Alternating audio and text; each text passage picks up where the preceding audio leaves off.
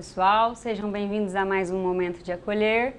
Hoje a gente vai fazer um programa um pouquinho diferente, né, do que a gente está acostumado a fazer. Hoje a gente não vai fazer a atividade, hoje a gente veio para trazer um pouquinho de informação para vocês. Então eu estou aqui com o nosso convidado de hoje, o Dr. Alexandre César Santos, urologista. Tudo bem, Dr. Alexandre? Tudo bem, Lidiane, agradeço o convite. Vamos conversar um pouquinho sobre saúde do homem e sobre a importância da atividade física. Fico lisonjeado pelo convite. Certo. Alexandre, então eu queria saber de você o seguinte.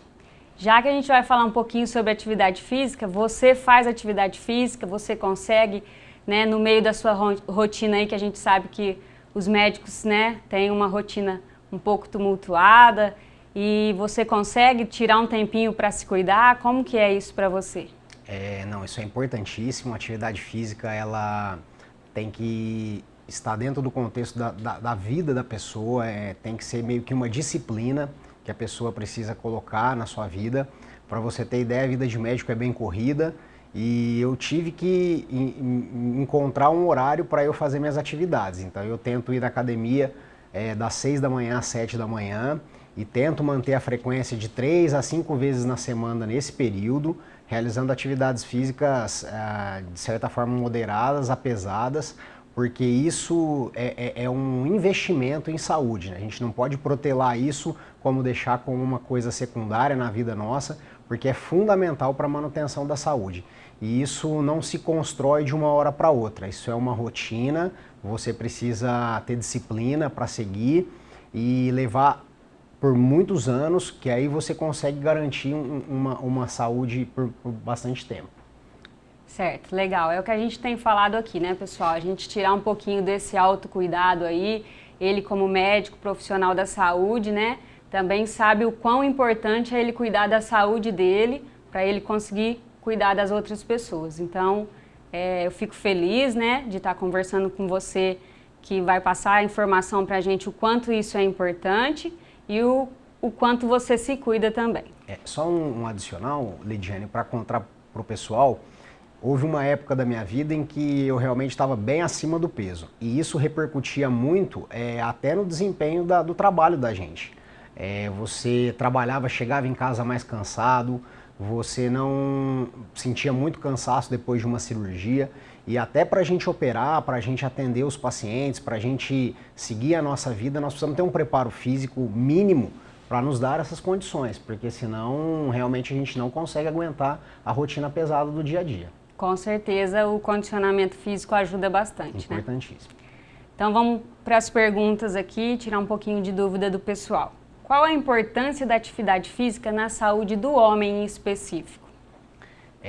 Na saúde do homem, a atividade física ela tem que ser vista muito dentro daquela questão do contexto de síndrome metabólica. Muitos homens atingem a meia-idade e as idades mais avançadas e entram num ciclo de sedentarismo, obesidade, vem junto hipertensão, vem junto diabetes e esse ciclo precisa ser quebrado justamente em algum momento da vida do homem, porque ele começa a dar mais atenção ao trabalho, mais atenção à família e acaba protelando a própria saúde em algum momento da vida.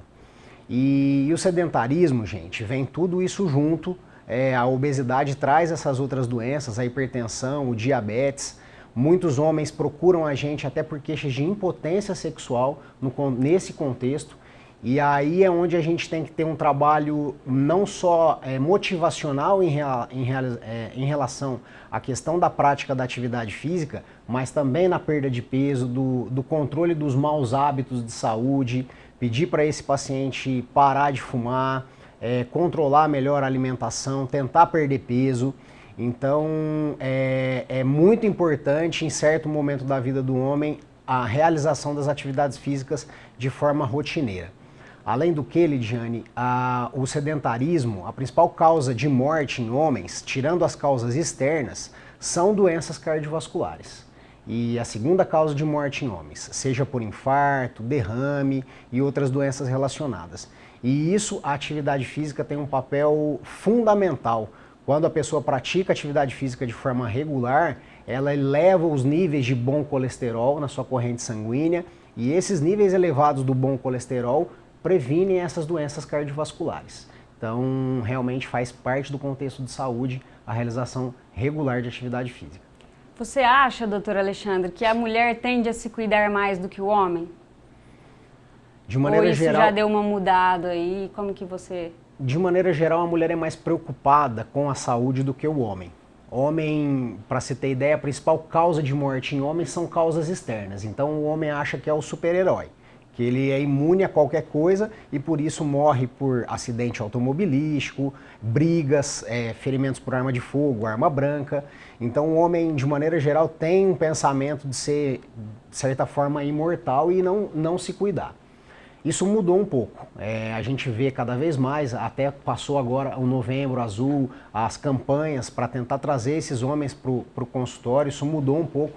A gente vê que os homens estão mais preocupados com a sua saúde e, de maneira geral, quando o homem não vai espontaneamente, ele vai porque a esposa está pedindo. Então, aumentou bastante a procura por conta disso. Legal. Qual o impacto gerado pela obesidade e sedentarismo na saúde do homem? Os impactos são muito ruins em vários aspectos.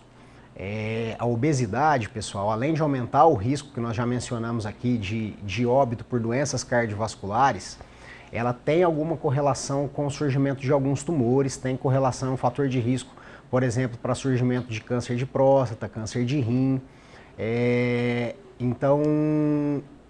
E outro dado extremamente fácil da gente verificar, você não vê nenhuma pessoa longeva, nenhuma pessoa por volta dos 90, 100 anos de idade que tenha sido obesa a vida toda. Essas pessoas morrem muito antes.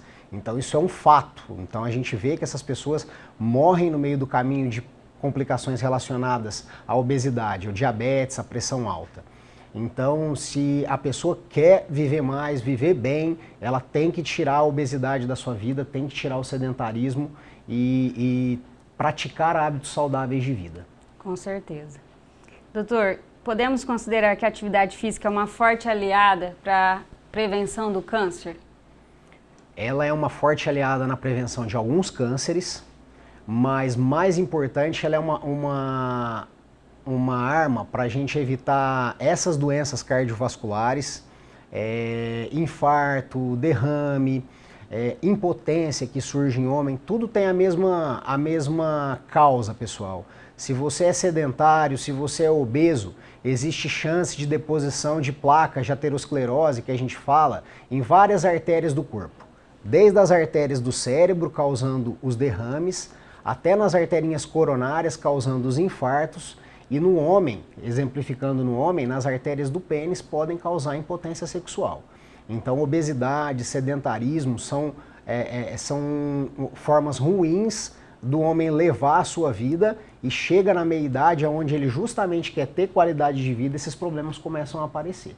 Então, a atividade física é um aliado importantíssimo para se evitar alguns tipos de cânceres, mas, sobretudo, para evitar que essas pessoas padeçam de doenças cardiovasculares.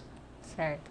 Doutor Alexandre, em relação à testosterona, né, o hormônio masculino, quais as consequências dessa reposição hormonal sem a orientação de um médico? Perfeito, Lidiane.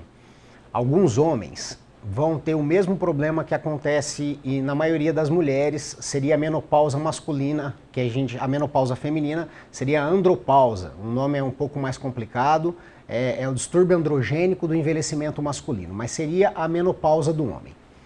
E muitos desses pacientes vão sofrer com a queda de testosterona. E quais são os sintomas, geralmente, que esses homens apresentam? Impotência sexual, sintomas depressivos, perda de massa muscular, aumento de acúmulo de gordura no organismo, perda de massa óssea. O homem tem uma predisposição a ter até fraturas por conta da queda de testosterona. Falta de concentração, os sintomas podem ser os mais variados possíveis. E nesses homens que a gente detecta na avaliação médica que tem uma diminuição de testosterona, é importantíssimo a gente repor a testosterona para esses pacientes. Só que a reposição de testosterona, ela tem que ser vigiada, pessoal.